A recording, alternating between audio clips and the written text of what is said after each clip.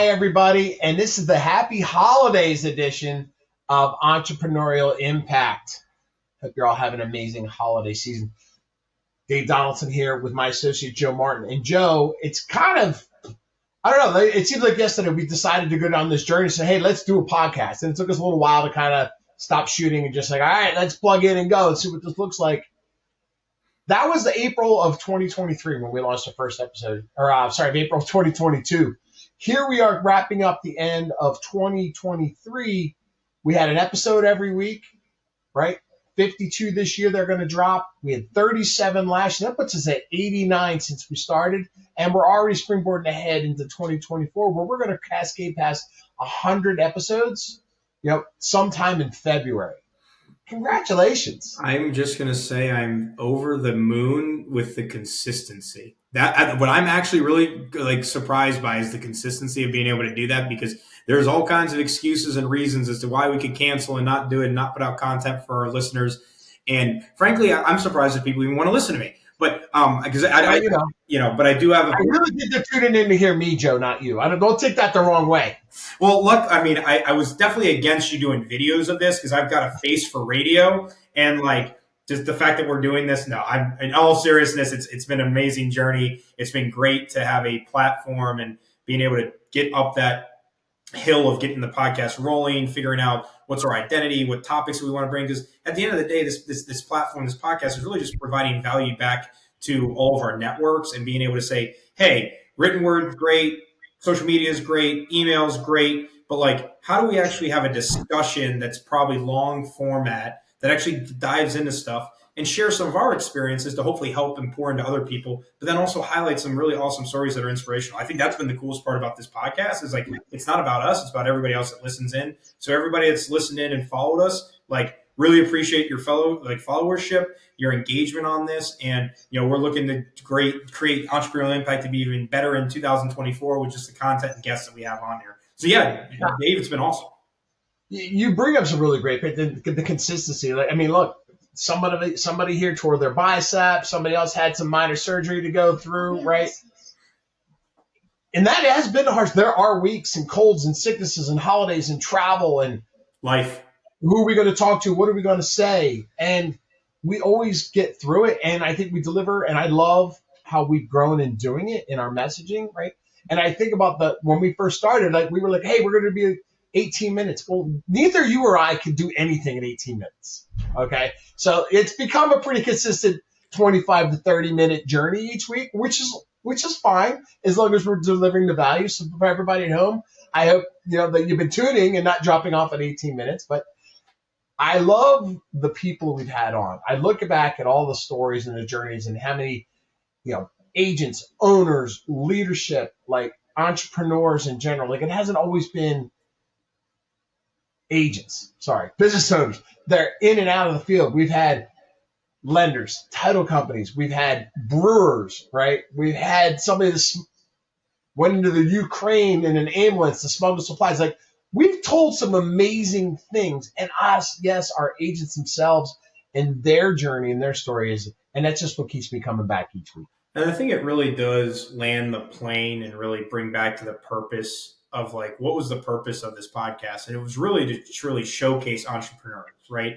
That when you think about the purpose of this podcast was that entrepreneurship has a huge impact inside of the U.S. Because typically your entrepreneurs are your local community, right? They typically see a gap in service or value or something like that. And they're swift. They're not a corporate company. It's got to say, hey, can we do this? This is in the budget. This is strategic, blah, blah, blah. You have people that are locally in the market, in that community that see a gap in service that want to help their fellow community members. They go out, move fast, they put their capital behind it, and they have a passion for what they can build. And through that journey is not always easy. Actually, it's never easy. It always seems easy when you say, here's my idea, and then you start doing it. It's very, very tough. But these people have so much passion about what they do, who they are, and how they're servicing their customer base and the communities that they serve. These stories have been amazing to me, and I've learned so much about the entrepreneurial impact that is in the ethos of the United States, right? And just the amount of good that people are doing. I think of the episode we did with Dr. Tran and then his journey. like you want to talk about, and like guys, if you're listening, you haven't listened to the episode with Dr. Tran, it's a longer one, but I will tell you his journey, his inspiration, and his payback, and because he recognizes where he come from and the hardships that he overcame to be successful and how he pays it back, made me question some of the things that I do. Yeah, anybody like that was inspirational, and his mindset is not one of like his mindset is probably the best part about that podcast because there's not one victim language out of him. Woe was me, so what? Like that man is driven, and that yes, it was highly impactful to listen to his journey coming from Vietnam. I felt like we could have talked to him for 2 hours. Like that was just such an amazing, comfortable, and just sat back. I don't even think we asked a lot of questions that day. I literally think we just sat back and listened, right? Which was fine. All right, so let's dive into this. So you and I have got a real estate background. Yeah, we got the small business stuff. But I think it's going to be a real fun discussion about 2023. And you know what I think is real fun about it? Here it is. The fun part is I think you have to laugh about how the craziness of 2023 is, because if you don't laugh about it and realize that you've got no control over it, you just have to deal with the repercussions of what was 2023. There's no better place to put your mental status in than have some humor with it, because if you take it seriously, you're going to be in a dark place. So let's kick off with the fact that 2023 saw interest rates go from the low of like sub 3% to over 7.5%. So let's just start there. That one's probably the first one we want to talk about in 2023 of things that we don't want to see in 2024. What did that happen? Did that really affect anything? Interest rates are 7%. Was that a thing, or I thought maybe I just dreamt it? Well, let's just bring this one up. So it was the fastest rate increases that our country has ever seen. And when you talk about 10 months, probably 9. It had the fastest rate increases that the Fed's ever done, and they've never seen interest rates go at that percentage year, like month over month increases. So like that's number one. If you're wondering why 2023 kind of sucked for real estate, that's number one. Yeah, I mean, number two is still what drove a lot of it to begin with was the lack of inventory, right? And if you want to talk about applying pressure to an already lack of inventory market, let's go two different things. Let's have them all the way down to 2.5% where everybody either bought or refinanced. And then let's jack it through the roof and see what that does to low inventory levels. Well, exactly. So you get it. The second thing is that you basically jacked. So number one, you jack up the interest rates, which, hey, listen, I think that's what Jerome Powell had to do. I completely agree that those things had to go. You had to slow the economy, and you had to get you had to rein that one in so that if there is a challenge down the road, there's some leverage that he can use to ease a recession. So 100% agree that the interest rates had to go up. Should have gone down to 2.5? Probably not. But hey, the last time they dealt with a pandemic was over 100 years ago. So you can't judge. It's really great to be a Monday morning quarterback saying they shouldn't have done that. Well, hindsight's 2020. So, but no, I truly believe they wanted to get back to 5 probably a couple of years ago, pre-pandemic, right? Post recession, they wanted to nestle in. It's sat at that 4 and 3 range for way longer than I ever anticipated. I expected to get back up to 5. When it did to 2.5 and then everything went haywire that way, that was just crazy. Well, that goes back to 2019 when they dropped the Fed interest rate. So they were actually trying to climb it up, and then they dropped it in 2019 just because they were concerned about the economy. But hey, it is what it is. Can't go back. But the challenge is then on the coattails, like you brought up for number 2, was that okay, so now you already had a lack of inventory in the more densely populated areas, and now you've got people locked in at 2.5. So you already have inventory issues in general when there's 2.5 to 3.5. So let's do this. Let's have people locked in at 2.5 and then jack the interest rates up to 7 to 8, right? In that range if you're doing commercial and investments. But so now you're looking at the normal transaction of people saying, I'll downgrade or I'll upgrade or whatever. Those people are off the market because they're like, I'm not going from 2.5, 3% to a 7.5 interest rate. I'm not doing that. So the normal people that would say, I'm willing to leave in 5 years or 3 years or whatever, all of that market transaction that would normally come in because the interest rates are nominal from what you have now to what you would be in, no one's doing that. So you got even less inventory coming to market because people are like, I don't want to go into a house where I'm paying 7.5%. And truthfully, maybe it doesn't make a huge difference in their monthly payment, but the idea of going from 2.5 to 7.5 and seeing 500 basis points increase, people just won't do that emotionally. They're just not going to get behind that. There's a struggle in real estate to go because it changed it. Now, rearview mirror, it's been a year, right? It's been a year. People still have those things, but it's been a year. So people have continued to spy. But we're going to see 4 million units, 4.2 this year. People are still buying houses. That's not going to stop. There's pent up demand. That's not going to change, right? We're luckily here in this area, Virginia is a high demand area with low inventories. So the rates being what they are did struggle impact business. However, it's not going to all of a sudden burst a bubble. Right? That bubble's not bursting. I saw somebody talk recently, a couple of interesting things in the last week. I saw the chief economist from Brightspeed, right, is our local MLS, right? And she said, hey, here's a couple of things that are going to happen, right? So if you're thinking the bubble's going to burst, it's not. What is going to change is the dramatic appreciation we had. That was like 8 to 10% year over year, a couple times, right? So imagine you only get 1 to 3%. Is that a bubble burst? No, that's normality, right? 2, prepare for a weirdly crazy January. Now, look, I think we've had some weirdly crazy Januaries already because spring had come early the last couple of years. Yeah. So we're interested to see what the weather impacts things, right? Although my first listing I ever sold here was in a weather storm in January. So things happen. But I think we're going to get off the ground quickly because we've already seen also now rates are starting to come down a bit, right? They're talking about rates coming down 6 times in 2024. So that's going to change. Can I bust that? Can I bust that, what you're talking about? Can I bust that? All right. So let me be very, I was talking to my wife about this two nights ago, right?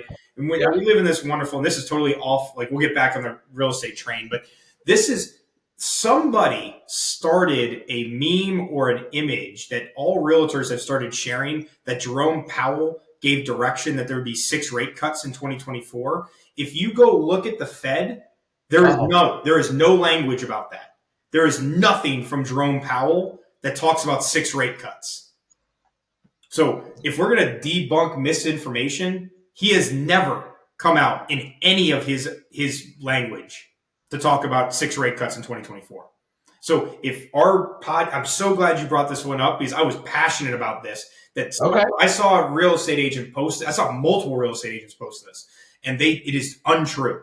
There is no direction from Fed Powell saying that there will be 6 rate cuts in 2024. His only direction is that he is opening the door for increases, but he doesn't believe that there will be.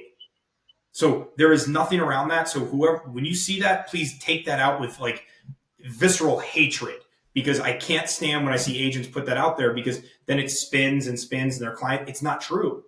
It's everywhere. I know. It's an interesting thing. I appreciate you kind of jumping up and down on it, because it's not like one that it's on the internet to be true. It's everywhere. It's everywhere. He did never do that. Forbes. It's on Wall Street. It's everywhere. So if you look at Fed Powell, go look for anything that's come from the Fed. He's not. Right. He's never given any direction about that, and that's what kills me. But anyway, but if you were to not being a financial economist, I'd say you're probably looking at May might be the first rate cut by the Fed. So let's bring it back into real estate. So let's go into NAR. So before we get into lawsuits, let's just talk about NAR's typical leadership. So I think number 3 in 2023 is we saw a bunch of to be desired leadership. I would probably say is the best way to go about it, because I don't like damaging anybody. But I think what we saw in 2023 was NAR is going to step their game up. They got to step their game up to their members and say it's more than just putting on a show. And there needs to be true leadership at the helm of NAR. It is the largest trade association in the U.S., and they're lobbying on behalf of real estate, right? Private real estate rights. And I think it's huge that we need these things. And their leadership at the helm showed lack of, call it integrity, call it whatever you want to call it. But they got blown up for antics and stuff they shouldn't be doing. And I think it's been good. I think it's actually good for 2023 that all this stuff came to light, and they can recore all the leadership in NAR. How do you think they rebound? You know how it is. People kind of groundswell. I'm leaving NAR. I'm getting out of NAR. We've seen brokerages come out and say, hey, we're going to get out of NAR. We have your agents saying, I got to get out of NAR. What do I pay them, right? How do they recover? It's a good question. I think to be determined, but I think the first thing you got to do, I believe, in organizations is you want to change an organization, you got to change the people. So NAR's had a good run. I think they've done a lot of great things with just local boards and contracts. So, NAR, like you hear this, what do they do for me? What do they do for me? There's a lot of stuff that they do that you don't know about, right? And that's partly their job, right? So I think that we got to give some grace on that, but I do believe that the shakeup of NAR from the leadership is actually really, really important so that you get new leaders in there with new agendas and because they got shooken up and we haven't gotten a lawsuit yet, the leadership that's now at the helm of NAR knows that the spotlight's on them, so they got to actually make change. They actually got to do something. So while I think 2023 was like, okay, at least we get that shooken up and get cleared house and all that kind of jazz, at least now you've got new people in there that have pressure on them to perform. And I think in any organization, there's always challenges with unions and trade organizations, all that. It's like, do they actually have efficiencies? Do they actually get held accountable? And I think right now you're seeing that they're going to be held accountable to a different level of expectation, which I think is great, right? So I agree. And you touched on important things. And that would always say like that groundswell of negativity for a lot of people. And I think people need to do their homework and have a true understanding of the value of having or lack of having somebody like NAR be our lobbyist when things are going well. And like anything else, if you're not happy, you have to speak up and participate.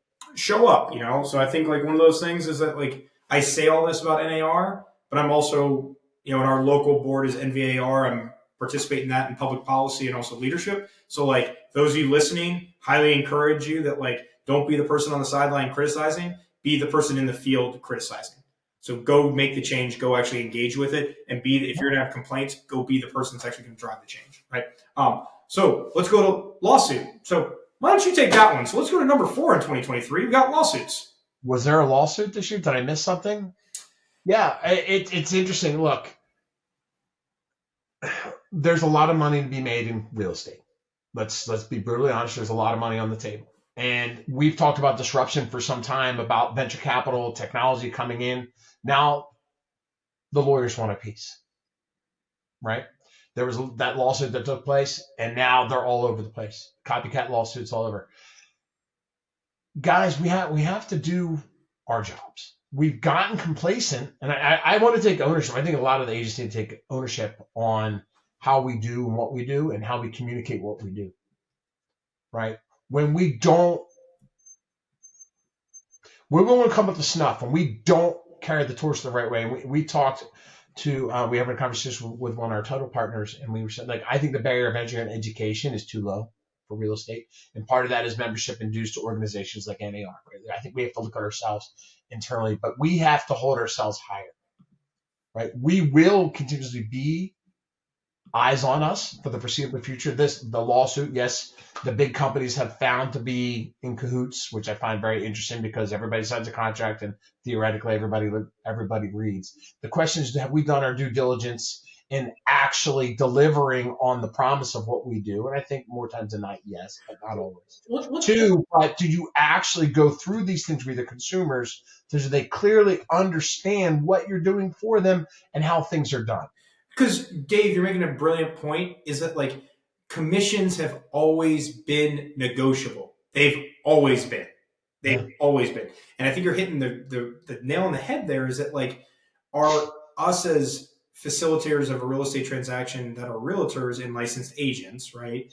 We have an obligation to bring transparency and be an advocate for our clients, right? And I think everything that came out of this lawsuit is, some of it might be trivial, some might be jacked up, whatever interpretation you have. Some of it, I think, is actually that they didn't actually educate the whole process of like what goes on in the transaction. That's our fault, though. If we couldn't educate and explain, we made it too difficult. And I think the big win, or not the big win, but the eye opener in 2023 around this lawsuits is that what we thought was transparent or was explained is obviously not transparent and easily digestible by our customers and clients. That's what you're seeing, right?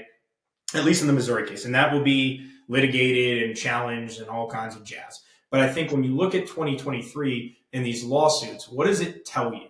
One, it tells you that there's a lack of transparency, and us as 1.5, now sub 1.6 million realtors, like they weren't being clear. They weren't being clear about it. And it's sad, but a few bad apples ruin it for everybody. But going to your point, now it's going to probably weed out some of that, right? So be it, right? The people that are buyer reps are going to be a little bit more challenged, and the listing agents about cooperative compensation is going to change. So, but in my world, when you look at business is always evolving. We're always evolving. So the idea that our industry was always going to be this way for time immemorial is a joke. So like at some point, disintermediation happens. And the question is at 2023, what did we learn from the lawsuit? What do we apply into the future so that we can actually be the leading edge in the change as opposed to riding the wave? That's the most important thing. What did we learn and what actions are we going to take? Both, not both, thrice, agents, brokerage, region, organization, and NAR, right? How do we move forward? Look, the settlement, the guilty verdict, those things are going to take years. Yep. But we do need to act now. Look, it'll surface again. It's actually already started to die down, but we can't let it die down in how we run our businesses. Going on that point is that let's take a medium pause, because like our focus today on this episode was really to do some highlights and some fun at the beginning, talk about 2023, kind of talk about right now, and then look at 2024. So right now, I think it's a good time to like transition to like today, right? So if we think about what you just brought up on today about what you got to do and blah, blah, blah, let's be really clear. In our real estate like industry, we move at a very, very fast pace. 30, 40, in our market, 30 to 45 day close. It's weird if you get to 90, right? So everything moves fast here, right? Like you got some people trying to get 14-day closes, which you can do, right? But my point is that, but when you bring in the legal side, and remember, these are not they're not DOJ level like federal cases. These are state cases. So that's why you're seeing Missouri, then you've got Illinois, and then you've got Florida, you got South Carolina. I think Georgia's got one right now. So it's going to go to every state. So let's just be clear. So it's just going to, don't make noise in the newsletters or like the newspapers.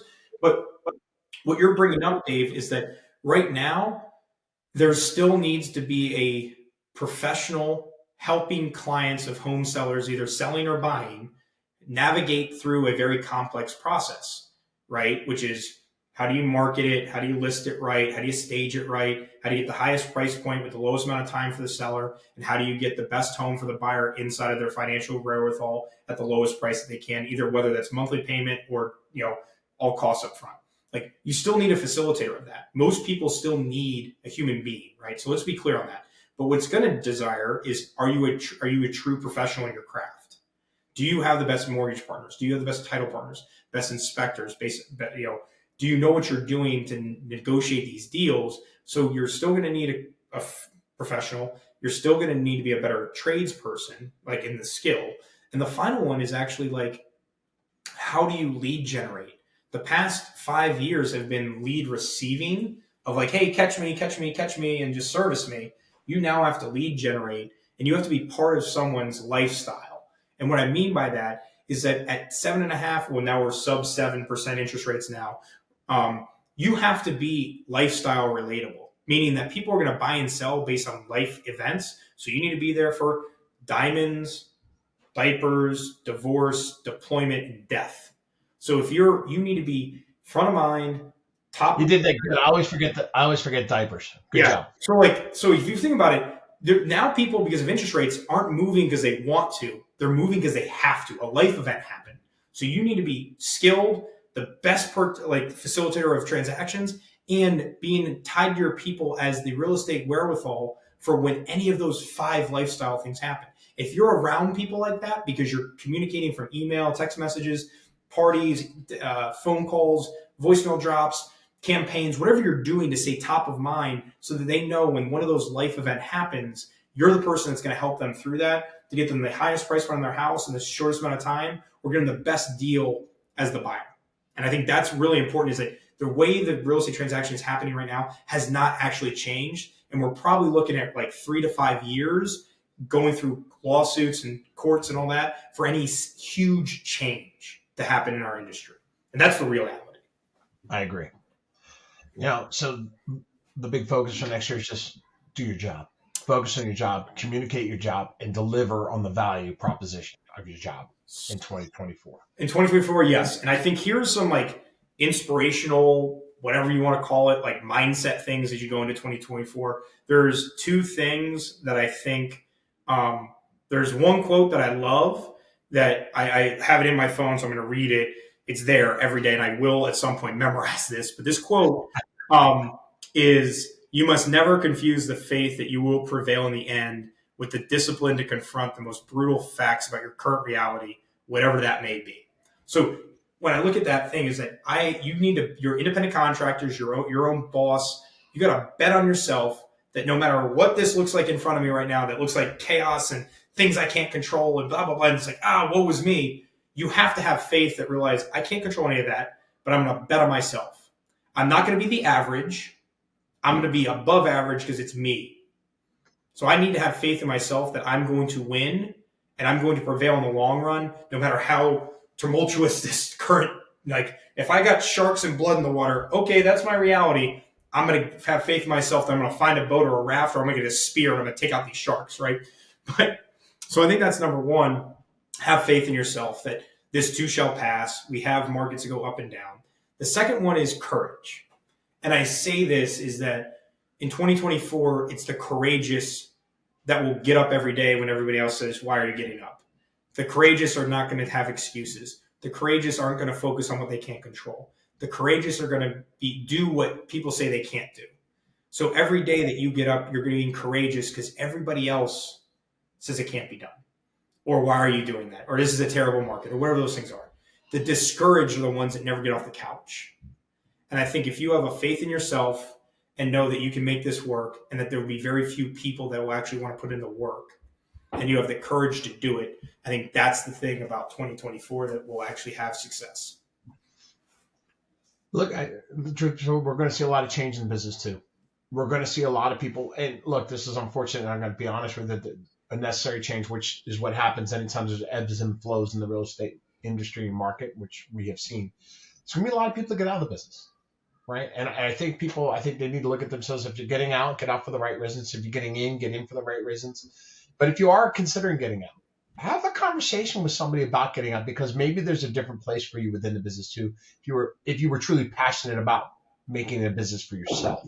If it was just a side hustle and a hobby, you're not renewing your dues. Okay, I get it. Get out. We'll see you the next time things get good, right? But for those that are in the business and say, hey, I'm just struggling to make a career, there's a lot of opportunity there that you can get help with. And I encourage those people to have conversations with the right people.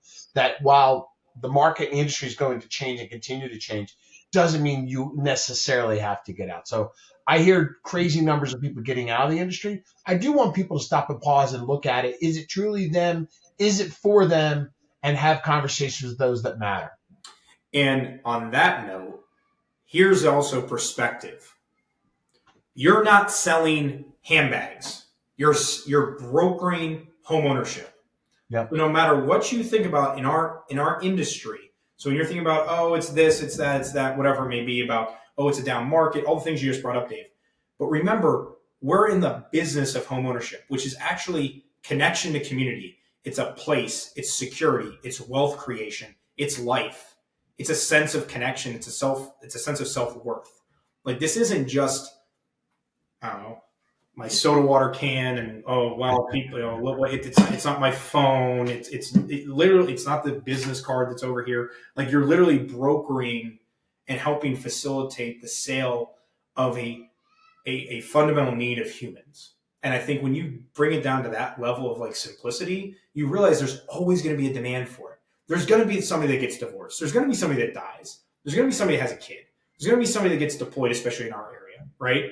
There's going to be somebody that gets engaged. Like, so when you think about these life events, it's just that when you think about, you and I were having this conversation, 2024, besides the courage and the faith that you will survive, like, it's also saying redefine tough.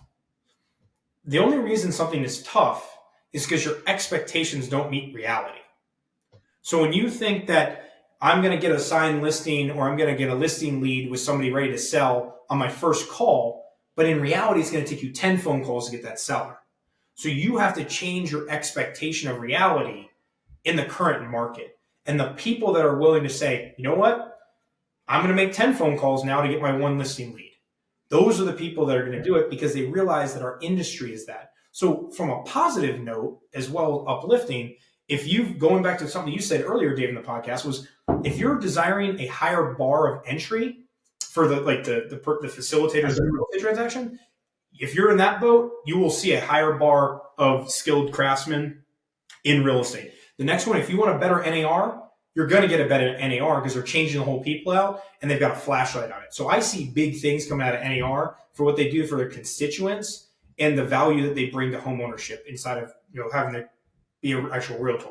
The next one, if you're tired of, I think it's actually a better one. If you're tired of competing with a bunch of undertrained people that do it as a hobby, you're going to see less of that because you actually just brought up the fact that there's going to be a loss of NAR membership. You're not going to see the untrained hobby people that are like, what's a contract? What do you mean I missed a deadline? Like, you're not going to have to deal with that. So actually, I think the home ownership process of selling and buying is actually going to be better in 2024 for the consumer because we got to maintain that, and with the barrier of entry, that has to be maintained. Like, you really, like, this is the perfect time to look at that and go, look, we're getting a bunch of people out that are hobbyists.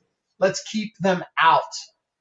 Correct. Right? Because that's my point there. Let's embrace it. Now, I say that. Now, I've got a friend of mine getting involved in, she just took a job with NAR, so I'm going to kind of put the pressure on her to make sure this change happen. But at the same time, I'm looking at myself in the mirror going, well, Dave, I'm spouting these things off. What am I going to do about it? So I'm going to have to look at that too. And I think 100% on that. And I think those are the things that, like, if you look at, I think it's all on how you look at it. So in 2023, if you look at, it's the whole idea of what you focus on expands. If you're looking for a bunch of problems, you're going to find a bunch of problems. If you're looking for opportunity, you're going to find a bunch of opportunity. And I think that's what it is in 2024. You've got a step up of the agents that will be there. I think it's going to be less transactions, but you're going to have less competition for it. And the skilled craftsmen and women are going to be the ones that take more market share. And we know that when you take more market share in a down economy or a down market, you're going to come out with way more market share than when you went into it. And I think these are the positive pieces. And once again, let's go back to why we do what we do as far as real estate consultants and realtors and whatever you want to call yourself. You're there for the consumer. You're there to help somebody in their first time home buying or the first time selling or whatever that may be. You actually, as a realtor or a real estate agent, you might not know this, but you signed up to be a shrink. That's what you signed up for, right? Lows and all that. So I want to leave this with, at least from my points, and let Dave wrap up, is like, remember, your consumer is what matters. Their experience, their home, what they've got to go through. Remember to put your consumer first and what's best for them, what's the experience, all those different things. But if you put the consumer first in 2024, what you're seeing is all the fallout in 2023 was the consumer wasn't put first. You put the consumer first and you figure out what's best for the consumer, you're going to get referrals, you're going to get a reputation, you're going to get all the business you need, because there's not going to be that many people like you that are actually thinking about what the needs of the consumer are. And in doing so will define the success of your business in the next 10 years. Yeah, I couldn't agree more. And for me, it's just, I'll just wrap it up with demand more, be better, and have an amazing 2024. And keep tuning in to Entrepreneurial Impact because we love having you here. We do. And with that, for all of you, enjoy the holidays, enjoy time with friends and family, and then have a great new year as we ring it in. And let's go crush 2024.